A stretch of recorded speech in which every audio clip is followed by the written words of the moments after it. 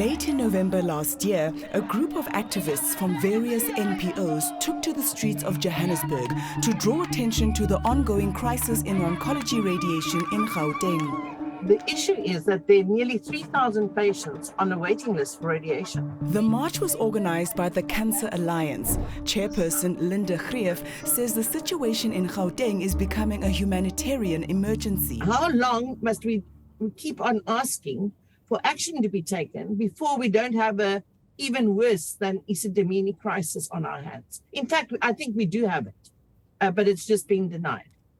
When it comes to public health care in Gauteng, there are only 2 radiation oncology units. One is at the Steve Biko Academic Hospital in Pretoria, and the other is here at the 𝗀𝗵𝗶𝘀 Johannesburg Academic Hospital. The reality is that it's not enough for the ever-growing list of cancer patients. Gauteng Health and 𝗀𝗵𝗶𝘀 Hospital officials gave us access to the radiation oncology department. Dr. 𝗃𝗵𝗶𝘀 has been at the helm of this unit since the end of February last year. So at the moment, the waiting list is quite long. Some of our breast cancer patients, where the waiting list can go up to 18 months, and some of our prostate cancer patients can go up to 5 years for treatments. He says the backlog has been growing steadily since 2018. To give you an idea, we only have capacity to treat about 5 to 6 prostate cancer patients a month in this unit, and we get referred probably between 30 and 40 new patients for prostate cancer treatments a month. Around 100,000 new cancer patients are diagnosed annually in South Africa. And the fact is, many will end up here at 𝗀𝗵𝗶𝘀 for treatment. The biggest challenge we have currently is that the radiation oncology services in Gauteng, and particularly in Johannesburg, has collapsed. Louise Turner runs the Breast Health Foundation, an NPO that focuses on awareness, education and support. She and her team work closely with the breast clinic at Helen Joseph Hospital in Johannesburg. It shouldn't be about where you live and what you earn to access treatment. I had my chemotherapy at the then Joburg Gen, Charlotte. I had my chemotherapy there 17 years ago. I'm here today. But almost 2 decades on, Joburg's flagship public hospital is buckling under the pressure of increased patient demand, budget cuts and bureaucracy.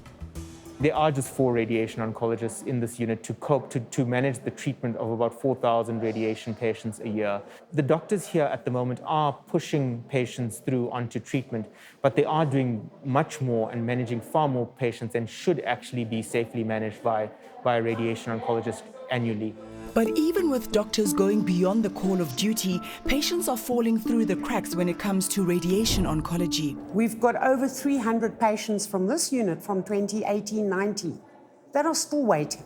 Denise Christie, a young mother from Springs in Gauteng, is one of them.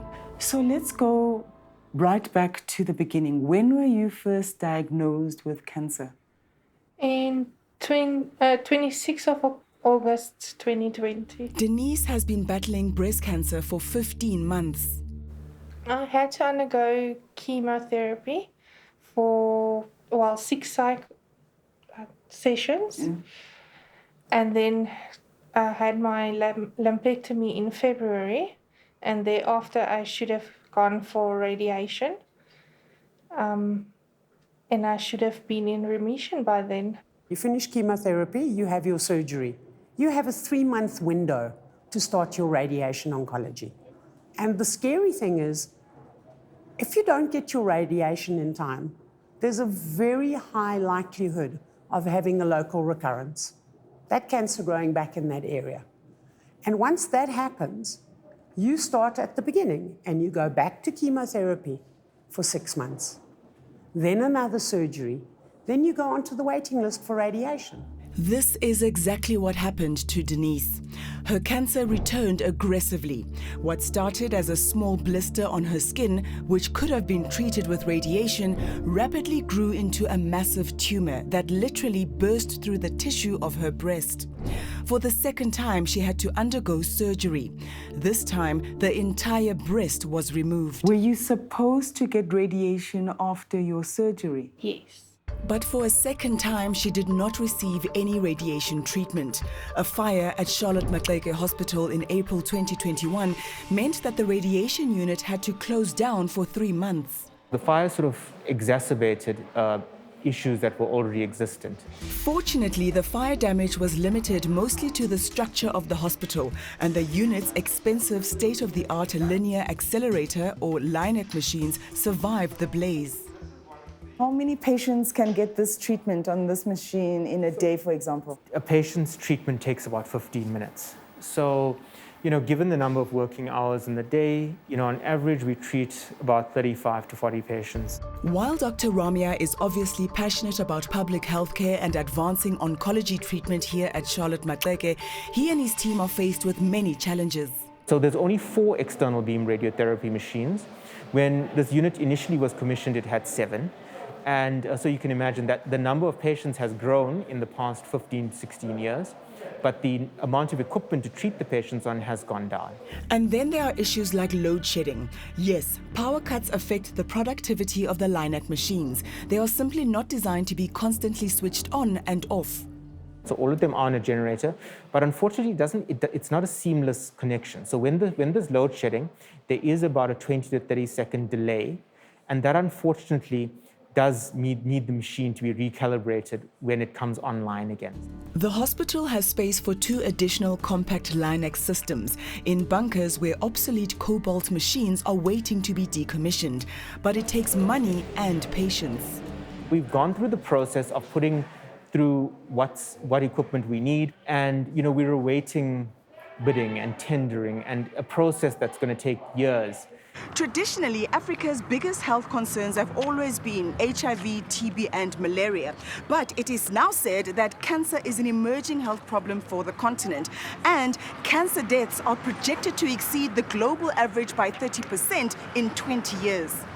Cancer that pele ne re tseba e le ntho e makgowa kere so ha itla mona ne le shock mona ke ipotsa hore maybe ke tlo shwa ka nako e itseng but ka moha wa modimo sentse ke phela. 𝗃𝗿𝗃𝗃 was diagnosed with breast cancer in 2018.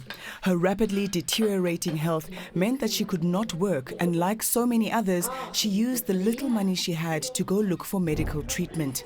She had chemo and a mastectomy, and by the end of 2019, she was due to get radiation, but she was simply told to wait. So when you're waiting all this time for radiation, you don't know why? They didn't tell you why? No, nix. I feel like I got 480, then check up, I was on phone, no, I get a call from Bonn. But 𝗃𝗿𝗃 is said to be one of the lucky ones, as she finally did get her radiation at the beginning of 2021, after a 16-month wait. But not everyone is that fortunate. Do you know that some people, while they are waiting for radiation, they get more sick? Yes, because there's a guy who at tlhokofala that day. And now it's a radiation. Explain that psychological impact of a patient knowing that they need radiation and they are not getting it, and they're waiting week after week, month after month, and it sounds like in some cases, year after year, they're still waiting. These women are at their wits' end. They phone us as their navigators and as their supporters, and they go, my son is 5 years old. Who's going to look after him? I'm going to die. And it's the fear that they live with every day because they know that last part of treatment they need is not coming their way. In September, Denise's cancer returned for a 3rd time. We went for a CT scan and we saw that it actually spread to my lymph nodes, and I had some liquid on my lungs. Realizing she's running out of time, the family is trying to raise enough money to afford private medical treatment. I just try and think of my husband and kids that still needs me. I need to fight this. I've spent not even an hour in your life, and I'm overwhelmed. How do you not get overwhelmed? Look, it's difficult, and it's difficult, I think, like I said, for the doctors not becoming disheartened working here, so it takes a special sort of person to actually work in this unit. Radiation oncology is just the latest in a long list of failings within the Gauteng Health Department, which we have been persistently reporting on for many years. But despite the odds stacked against him, Dr. Ramya firmly believes this unit can be successfully turned around.